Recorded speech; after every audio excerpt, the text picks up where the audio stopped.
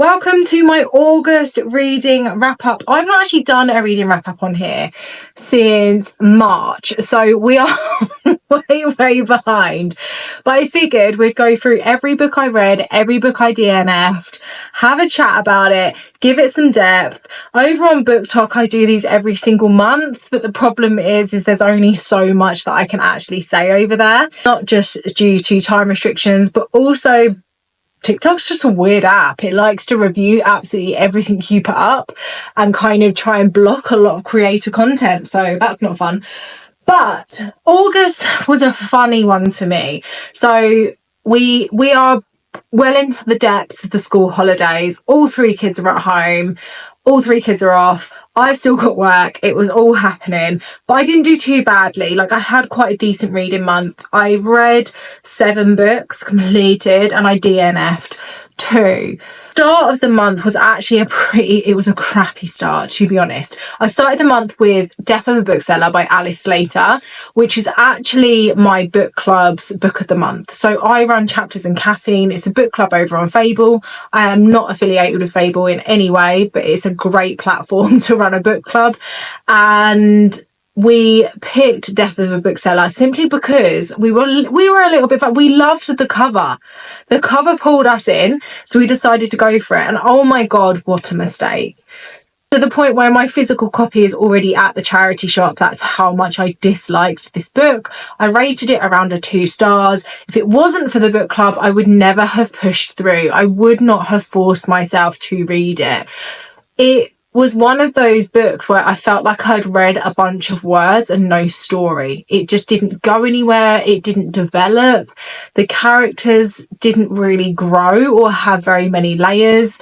The writing style itself felt frustrating. There was a lot of repetitive words. So, for example, I kind of follow 2 characters. We follow Laura and we follow Roach. Laura's kind of a little bit well put together, like quite light. Roach is a bit of a dark, dingy kind of greaseball of a character, and Roach uses the term normie to describe normal people, like other people. And by Lord, is it aggravating when you've read normie for the 200th time in a book? Like, it just got under my skin so far. It was so frustrating. And actually what I did find is Slater kind of almost had a bit of a stereotype. So Roach was like, had purple hair, drunk like Strongbow dark fruits, was obsessed with serial killers, like basically got the impression that she lacked poor hygiene, lacked any kind of emotional intelligence, and was just all around a bit weird. And it kind of felt a bit stereotypical, and almost like if you love like true crime, if you love serial killer kind of stuff, you are going to feel like shit about yourself by the end of this book. Like, you're going to question, am I okay as a human?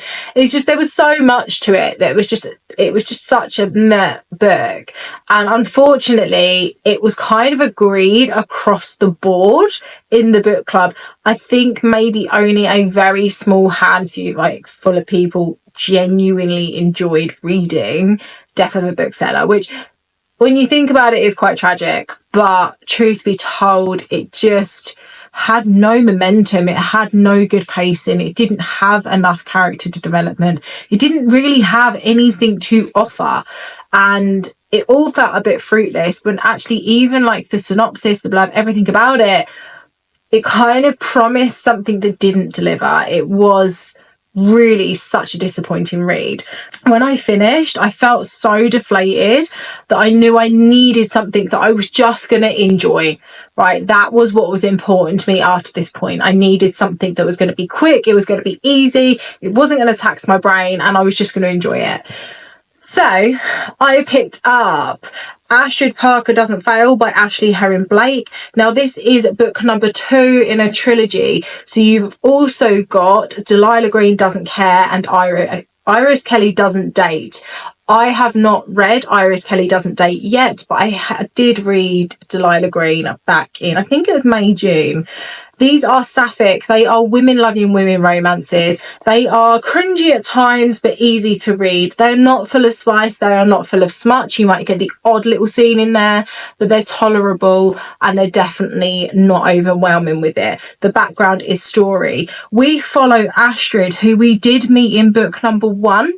She is actually Delilah's sister, and we follow Astrid, who is as straight as a dial, coming out, falling in love with a woman and discovering what it is like to be with a woman, and her kind of gay awakening, as so to speak.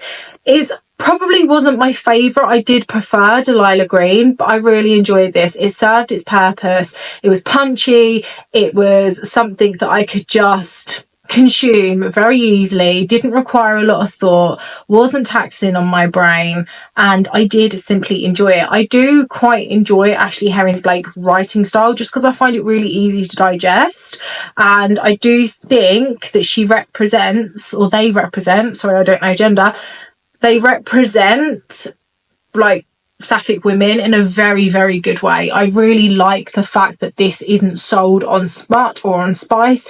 It is what it says it on the tin. It is a romance. I've enjoyed the trilogy so far, and I think I'm probably going to be a little bit gutted when it does actually come to an end. But for me, this came out probably around a 3.5, near enough 4-star. It's not a high rating book. 3.5 I think it would settle at.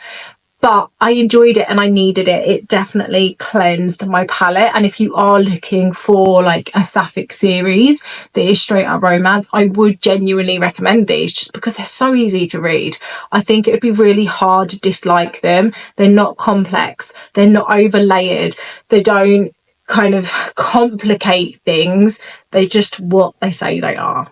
From there, I then changed the book club book of the month. So I sent out a message to all the club members and I was like, look, none of us are enjoying Death of a Bookseller. I think we still had near enough 2 weeks of the month left. We were only about halfway through. So I was like, what do you want me to do?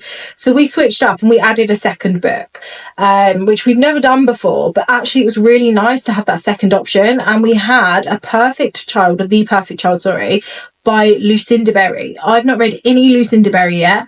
Lucinda does follow me on TikTok. I do follow her back, but I've not read any of her work. And I know that Saving Noah would have been the most obvious choice, but I wanted to go like a little bit obscure. I didn't want to go for like the direct pick one. The Perfect Child was such a good book. It's honestly, I don't want to put any spoilers in. I read it on Kindle, so I don't have a physical copy of it.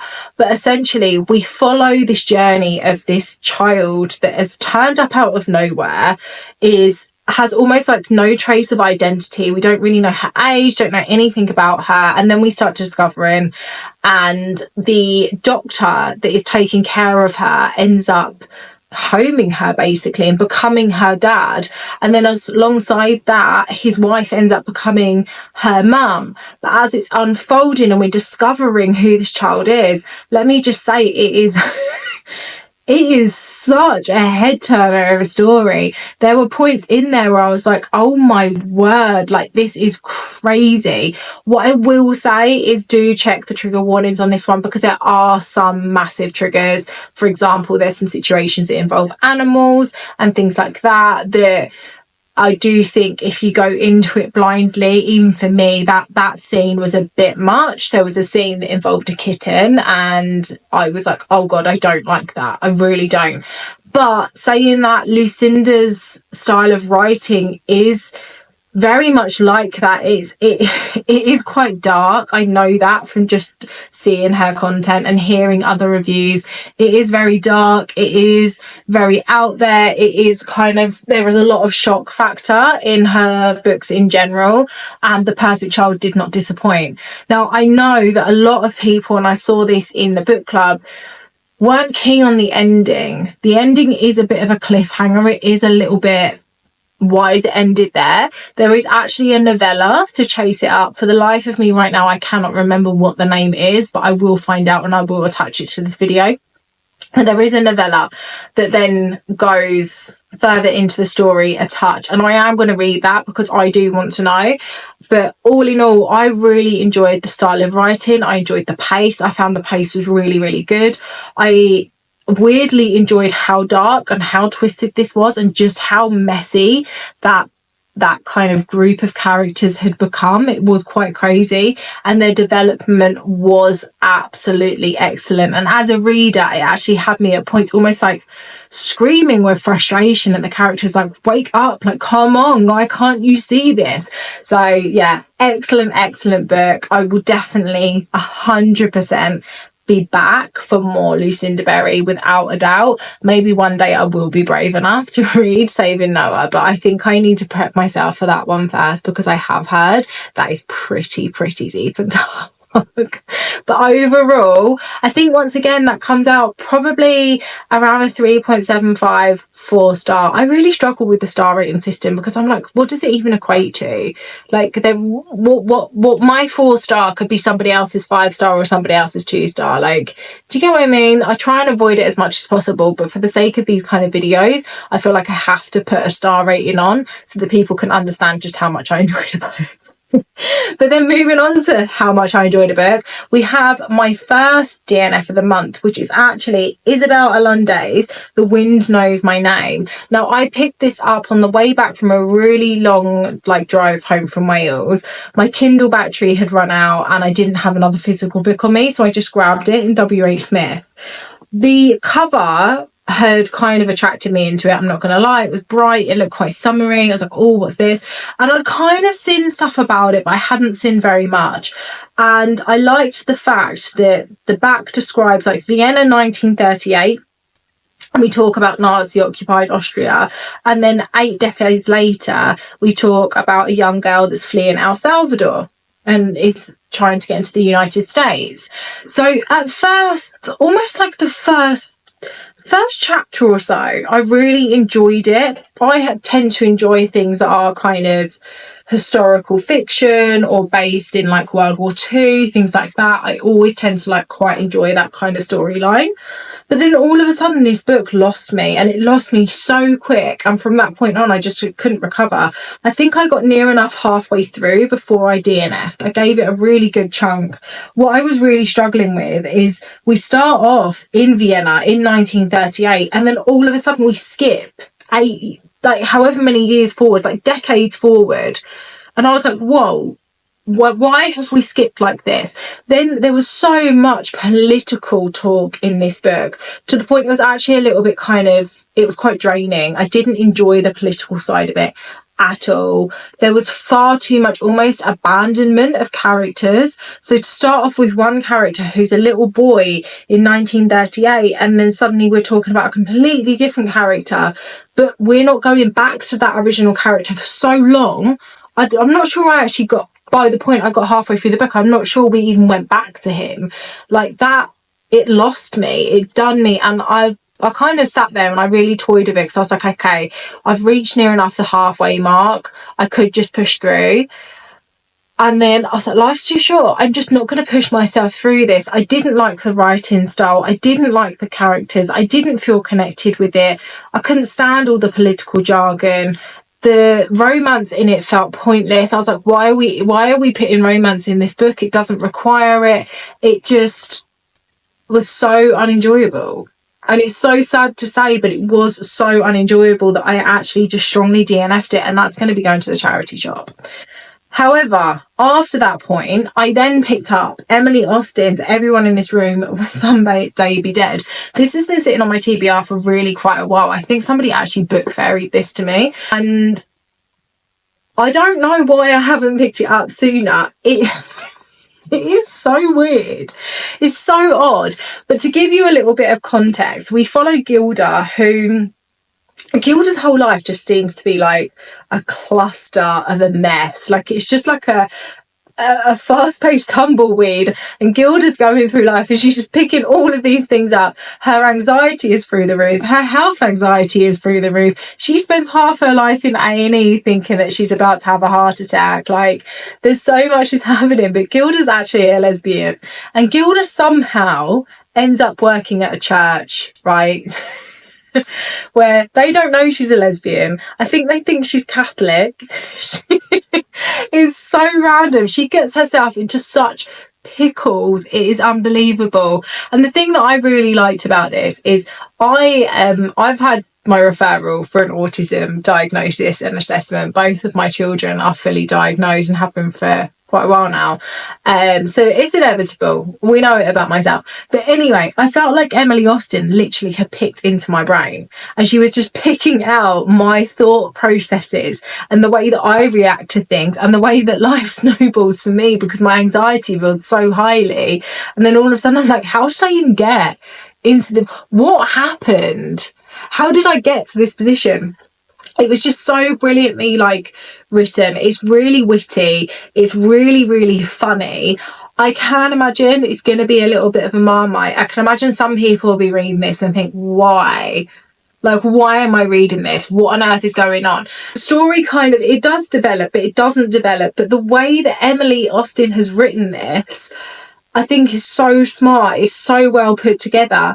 It was the perfect weird girl book that I needed at this point in the month. And I actually had a friend who's not a reader, who is diagnosed autistic, about to go on holiday, and she messaged me. She's like, great, she's like, I'm going to give you a challenge.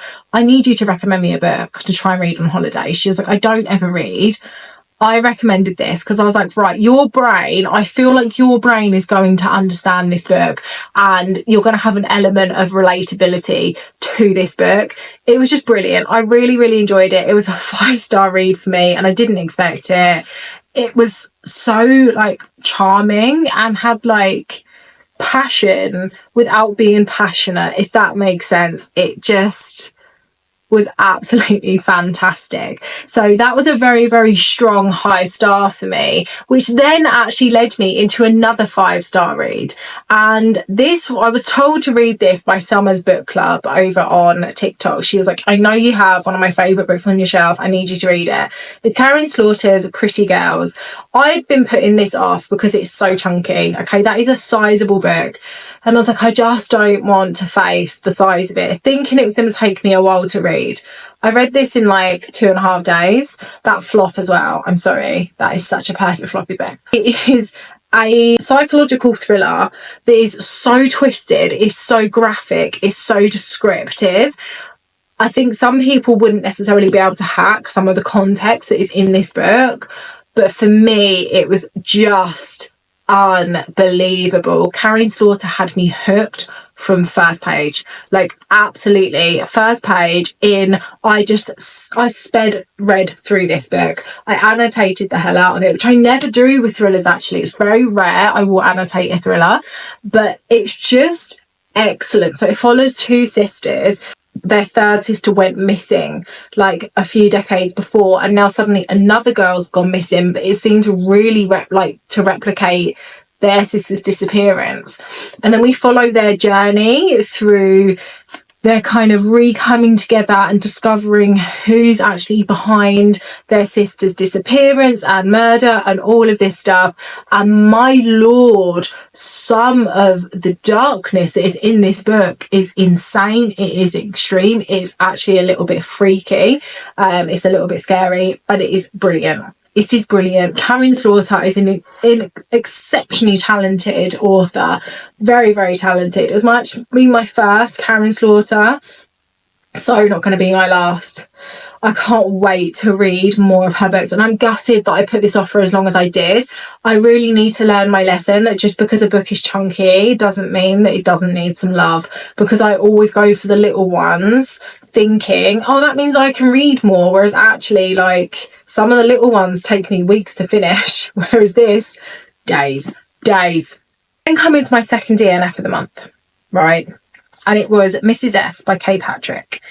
Now, I picked this book up in my local Waterstones. I picked it up because it's sapphic. So it is about a English boarding school and a butch woman that starts working there as a matron, and then the headmaster's wife. Back of it almost alludes to a romance kind of situation. But when I tell you, and I actually left quite a brutal Goodreads review on this book, which I don't normally do, but I just had to. I had to do it because I was so bloody frustrated by this book. It had so much potential. It sounds incredible. The back of the book, right, the way that the words are constructed is a full sentence, right?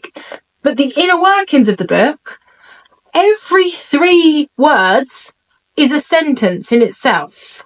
Like one of the chapters, I can't fly for me, I won't be able to find it now, starts like with a 1-word sentence, and it's like that the whole way through. There is no description, there are no speech marks, so the speech is in the middle of a paragraph with no page break, no word break.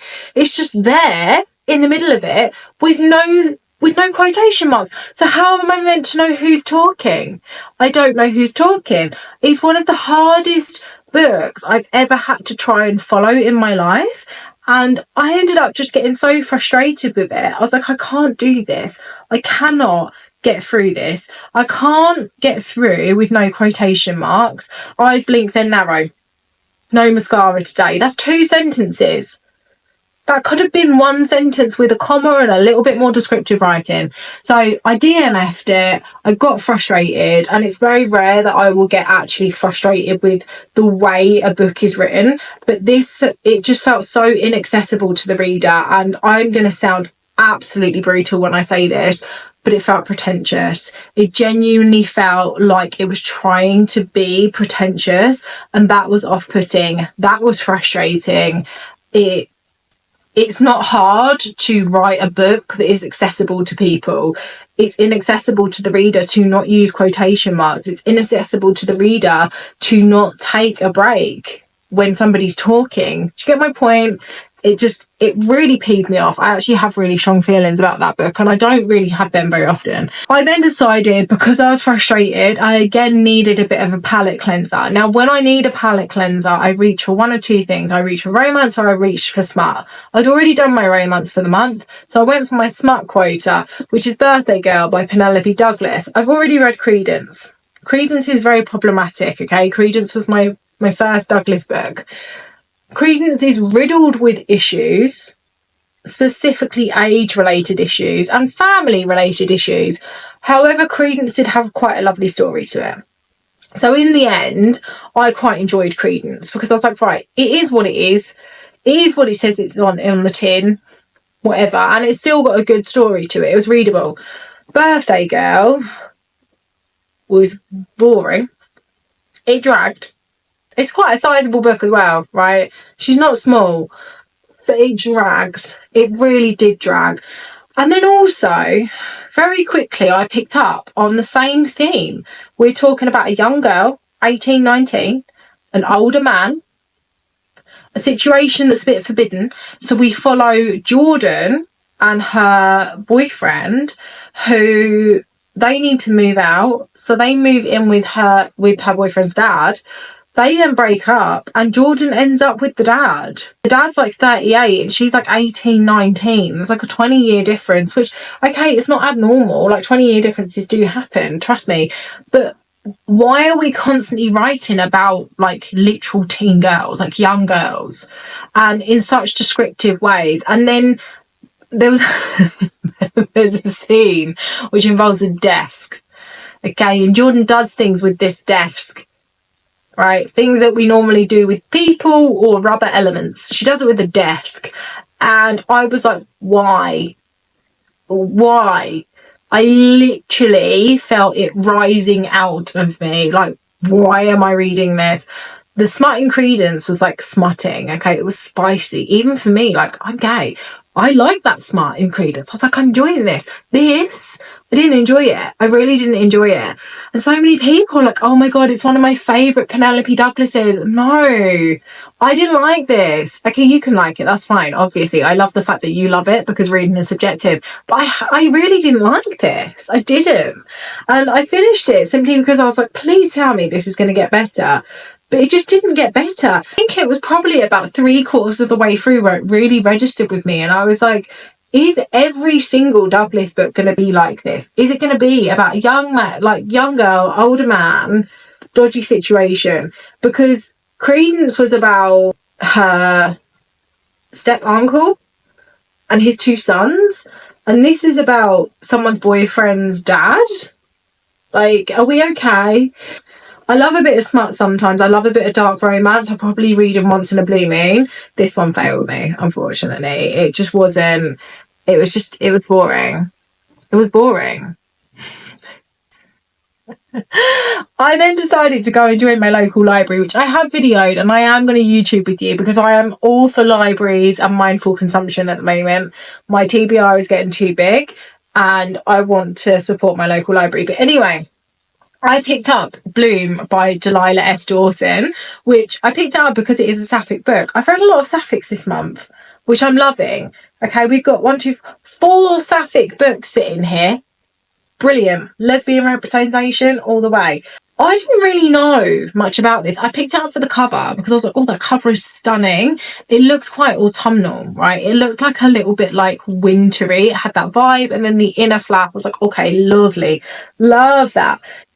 Anyway, 170 pages of this book, so this is a novella. For 170 pages, I thought was kind of a bit romancy. I was like, oh, this is quite cute. We're following Rosemary and Ash. Ash seems to be a bit of a seasoned gay, but Rosemary has never known that she likes women before, and she meets Ash at this farmer's market, and Ash makes these most delectable cupcakes and soaps. I'm going to try and avoid putting like too many spoilers in this. Like, if you want to flick past this bit until I have the next book in my hand, please do. I might actually have to put some spoilers in this. I'm going to try not to, right? I'm going to try. But essentially, they end up going on these like almost like date kind of situations, and Rosemary falls for Ash, and it seems like Ash is falling for Rosemary. But Ash has these very, very strong boundaries, and in my head, I was like, oh, they are literally just really strong boundaries. Like, Ash is maybe just a bit weird, or maybe a little bit abusive, like verging on like a little bit controlling. No. Ash is like a full-blown fucking serial killer. And in the last 30 pages, everything changes. When I tell you the last 30 pages mucked my head up so bad. I have never had a book that twists me like this. And my wife was like, oh my God. She's like, what did you just read? And I was like, I don't know, but I feel like it might be one of the best books I've ever read in my life. Like, I think because I didn't see it coming, and looking back, there are Easter eggs hidden throughout this book. There are little like gems of information that lead you to understand what you're going to be walking into here. But I just didn't see it coming at all. And I think because I didn't, I loved it. I enjoyed it so much. Had I known that was going to happen in those final pages, I probably wouldn't have enjoyed it half as much. It is so deliciously written. It was so easy to consume. It's got like a gothic kind of cottagecore kind of vibe to it. Yes, Rosemary is a little bit pretentious, but I think she's kind of meant to be, right? There's a lot of big words used in this book. There's a lot of words that you perhaps wouldn't normally hear. But I think she's meant to be like that, truth be told. Like, she is a teacher and a lecturer and it's all going on. But it's just, it was so dark. It was so dark, but so beautiful. And you know when you see like these like TikTok videos where they're like, read this if you want to stare at a blank wall for or read this if you want to pick your drawer up off the floor. That was this. Trust me, this had me looking at the wall. Literal crickets. It blew my mind. I feel like this is going to be one of my best books of all time. I think I need to buy my own copy because it's honestly so good. So good. So that was like another 5-star read for me this month. So what's that? 3 5-star reads this month? Just, if this could have been a 6, this might actually be a 6. I loved it that much. I adored it. Like, adored it. I then have to finish another 2 books which I've started but I've not actually finished them. One of them is Want by Gillian Anderson. This was actually sent to me by Bloomsbury. Can we just note, it says my name. This is a personalised proof. I had no idea that it was coming. I have never, ever been sent a proof like this. It comes out on the 5th of September, so it's not long until this comes out. And this is a collection of anonymous fantasies collected by Gillian Anderson, and they're submitted by women. And when I tell you the interesting things in this book, it's really opened my eyes up actually to women's fantasies and how women's brains work, and how kind of taboo some of our thoughts are, and how our inner darkest secrets, we just don't share them. And I actually said to my wife, I was like, I don't know if like I could ever voice some of the things that I think about, but these they've been so like frank and so forthcoming, and it's so interesting. There is actually one in here where I think she was like, I just want my husband to clean. I was like, yes. What a brilliant fantasy. I love that. But some of them are proper raunchy, some of them are very, very naughty. Like there's one right here about a robot. Cool babes, you do you. There's some right naughty women in this, but I love it. I love the fact that Gillian is lifting the lid on women's brains, women's fantasies, women's like desires and wants. Like we are allowed them. It is okay. We are human beings. But it's absolutely fantastic, and I'm so close to finishing. I've just been reading bits and pieces here and there. This isn't a book that I would sit and read in one sitting, but I really am enjoying it. So that I think will be in my September wrap up. Then I think it was yesterday I started this. I'm so torn on this book, and I don't get torn on books like this very often, but I really want to start delving into some classics a lot more than what I do, because I do enjoy kind of classic writing. I enjoy older books. I'm not all about this kind of popular book talk vibe. So I started reading Oscar Wilde's Picture of Dorian Gray because I've never read it and I have always wanted to read it. Now, I don't know if I'm just not in the mood, if I'm not in the right mind frame. I am such a mood reader, it is unbelievable. But I am genuinely struggling with it. I started it yesterday and I'm 36 pages in. And it's not because it's not good, it is good. It's obviously quite a hard book to read. And what I mean by that is it's not like a tough read, but it's challenging in the sense of, like, for example, Ashley Parker Doesn't Fail it's a silly, easy to consume rom-com kind of, you get my drift, you get my point, whereas they're completely separate entities, and I'm just finding it a little bit tough. I don't know if I'm in the right mind frame for it. So what I'm thinking of doing is, I've actually got my book club book of the month for this month is 10 Minutes 38 Seconds in This Strange World by Elif Shafak. That's Chapters in Caffeine's book club pick for September. What I might do is actually start this and then occasionally just dip into this and aim to have this finished by the end of the month. I think with classics, I'm never going to be that person that can sit down and just read through them and whiz through them all in one hit, as much as I might like to try. I'm enjoying it. It's not that I'm not enjoying it, but I'm not feeling called to it. And I quite like having a book that I can just devour and I can just pick up and kind of get lost in, and I think that's the key here. I'm really struggling to get lost in this one. So that is my August wrap up, right? That is pretty much done for you. I've got a very big variation of books. If you're new to my channel, you will notice that I do read such a wide variation. The one things that I won't ever really read are the ultra popular book talk books. Like, forgive me, but I'm not going to put myself through ACOTAR or Throne of Glass or Powerless or anything like that. Not because I don't doubt they're good books. They are probably good books for other people, but I don't think they're good books for me. So I try and give a more varied look out on the books I'm reading and I'm consuming. But I hope that you enjoyed that. I definitely enjoy being on this platform a lot more, and I'm definitely really enjoying making this longer content. So I'm hoping that you guys are enjoying watching it, and I will see you in September. I can't believe we're already in September. I love it. For my September wrap up, where fingers crossed I would have had a reading month with no DNFs, because I'm bored of DNFing. I really don't want to DNF anymore. Otherwise, have a lovely rest of the day, whatever you are doing. if you have got the whole way through this, please make sure you like, subscribe, comment, share, whatever. It all helps. I am desperately looking forward to the day this little page starts to grow, and I will see you real soon.